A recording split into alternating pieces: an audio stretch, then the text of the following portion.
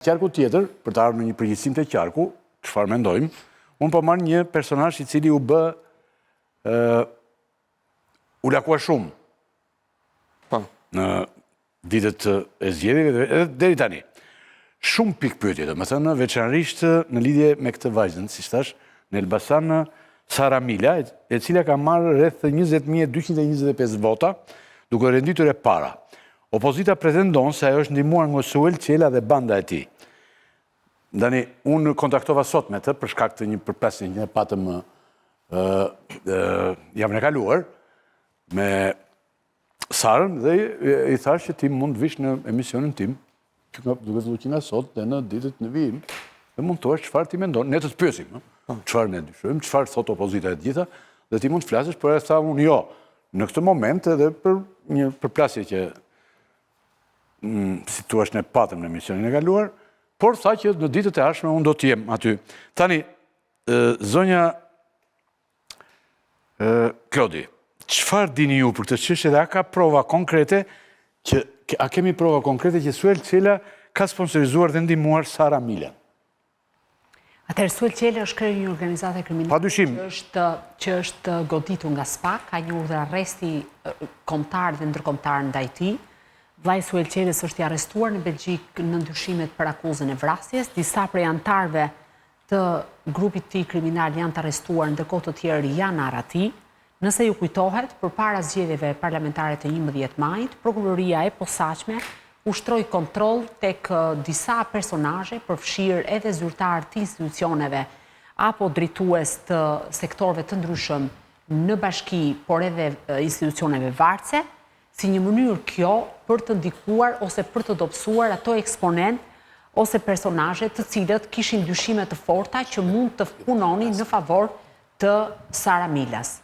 Dyshimet e prokurorisë janë që po, për rastin konkret, ka patur një interesim ose një angazhim të grupit kriminal të Suel Qelës për dyshimet janë. Dyshimet, sepse duhet ta përcaktoj gjykata, janë apo nuk janë të vërteta, por dyshimet paraprake për shkak të përgjimeve dhe për shkak të vëzhgimeve në zonë, dhe nëse ju kujtohet, unë ju kam thënë këtu në studion tuaj, nëse ju kujtohet u ushtrua kontrolle përgjimeve të SPAK-ut thonë ju. Tabakut. Po, janë përgjime zyrtare dhe ka kontrolle konkrete të prokurorisë posaçme, pra ka patur kontrolle kthyrje të celularëve, marrje të provave të tjera në kuadër jo vetëm të krimit që ka të bëjë pra për trafikun e drogës apo vepra të tjera penale, por edhe në ndyshimet për krim zgjedhor. Kjo është një çështje që është duke vijuar dhe për sa kohë është duke vijuar, praktikisht duhet presim hetimin ose përfundimin e hetimit të prokurorisë.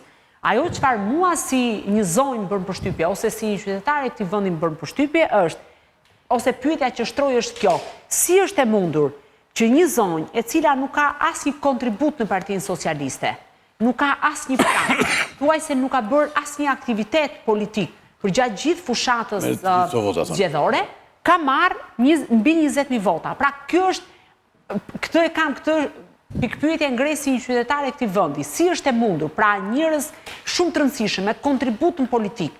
Fatmir Gjafaj ndoshta më i gjati në Partinë Socialiste. Erion Braçe në Tiranë po ashtu më i gjati në Partinë Socialiste. Dhe nuk e kanë kapur shifrën e 20.000 votave. Pra për te jetimi që është duke ka kapur Partia Demokratike veç? Okej, nëse ka dhe për Partinë Demokratike të ngrejmë të njëjtin dyshim. Jo, Rita Tabaku. Po, dhe e pranoj zonjën Tabaku. Dhe atë jap unë argument pse e pranoj zonjën Tabaku. Sikurse do pranoja këtë rezultat dhe për Erion Braçen, sepse mendoj që janë figura që kanë kontribuar për forcën e tyre politike. Një rast mund të ishte normal, po kur ka disa. Por rasti i zonjës Mila nuk ngjan fare me rastin e zonjës Tabaku. Sepse qëndrojmë këtu me qënse e shtrove, nëse më lejon. Zonja Tabaku ka drejtuar Komisionin Hetimor Parlamentar për Inceneratorët dhe ka patur një qëndrim shumë dinjitos. S'kam asgjë personale me zonjën, nuk kam asnjë lloj për ta favorizuar sepse në këtë vend të qëndrojmë.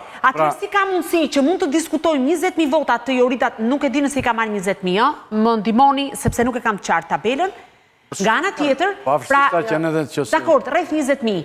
Dhe unë këtë gjë ta kam thënë në studion tuaj, unë ja kam thënë personalisht Erion Braçes, me cilin kam patur të paktën 15 vite që nuk komunikoja për shkak të një debati që isha patur me të.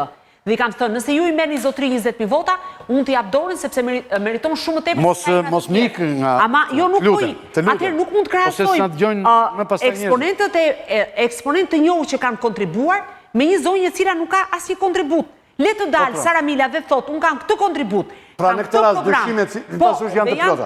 Janë të arsyeshme sipas meje. Prova hetim kemi për këtë problem? Po, ka hetim zyrtar. Por deri tani nuk kemi një konkluzion. Çfarë do të rezultojë hetimi, duhet ta përcaktoj dhe ta thotë SPAK-u, ne duhet presim. Përveç këtij në qarkun e Elbasanit, këtij rasti. Ka dhe hetime të tjera, kanë qenë disa dyshime të Partisë Demokratike për këtë asfaltin elektoral, në pjesën dërmuese kanë rezultuar jo shumë të vlefshme, ka patur hetime për fotografimin e votës, po mendoj që janë hetime që kanë të bëjnë me jurisdiksionin e përgjithshëm, por në total, Prokuroria Elbasan, pra qarku i Elbasanit ka 5 çështje që kanë të bëjnë me hetimin për korrupsion në zgjedhje. Pra pas Shkodrës, Fierit, Elbasani është ndoshta qarku. Zhvillimet e tjera për krimet zgjedhore? Për krimet zgjedhore ka vetëm një sekuestrim të një celulari të nënkryetarit të bashkisë Pukës. Kjo celular sigur u bë gjatë, kjo vetëm celular merren që janë këto gjëra tani ose. Po sepse mendoj që ashtu mund të tërhiqet edhe fija, pra nga njëri celular në tjetrin mund të kuptohet edhe mekanizmi dhe rrjeti, sepse kam përshtypjen. Dgjoj, Ylli, hetimi më i rëndësishëm unë e kam thënë në studion tuaj dhe po vazhdoj ta përsëris, edhe besoj koha do m'jap të drejtë, është një hetim që ka të bëjë me shërbimin e kontrollit të brendshëm në burgje, është referuar nga vetë burgjet, pra nga institucioni që kontrollon burgjet. Edhe ai hetim thuajse nuk është folur publikisht, është mbajtur në diskret të plot dhe unë personalisht, edhe pse e mbuloj atë si institucion, jam shumë interesuar se çfarë do të prodhojë ai hetim, sepse me sa kam kuptuar, nga të gjitha burimet që kam folur është një hetim me bazë të gjerë që mund të japë rezultate shumë të forta dhe konkrete sa i përket krimit zgjedhor. Vlen apo jo pas zgjedhjeve parlamentare të 11 majit, unë gjithsesi jam me parimin që krimi zgjedhor në çdo kohë dhe në çdo mënyrë duhet ndëshkuar. Pra, gjithsej Klodi që të konkludojmë këtu, duke përfshirë dhe hetimet e tjera krimeve zgjedhore, janë 40 hetime për korrupsion. 40 hetime në rang republike për korrupsion. Pra, të nderuar kolegë, kemi kaq hetime 40. Tani pretendimi i opozitës, mërtir, është absolut që zgjedhjet i ka diktuar krimi. A mendoni se qëndron ky pretendim me ato që kemi parë, a përputhet ky pretendim me realitetin? Opozita pikës para se të nxjerr konkluzione se kush e ka diktuar zgjedhjet, duhet mbaj përgjegjësitë e veta. Sepse këtu vërtet ka pasur ndikim të krimit të zgjedhjeve dhe unë besoj këtë sepse kështu ka qenë gjithmonë dhe s'ka pse të mos jetë edhe kësaj radhe. Por nuk besoj që rezultatin për 30% që mori Partia Demokratike dhe 20% diferencë me Partinë Socialiste e ka diktuar krimi. Krimi ka qenë edhe më i pranishëm në vitin 2021, por rezultati midis LSI-s dhe PD-s në raport me Edi Rama, me PS-n, ka qenë 2%. Sot është 20%.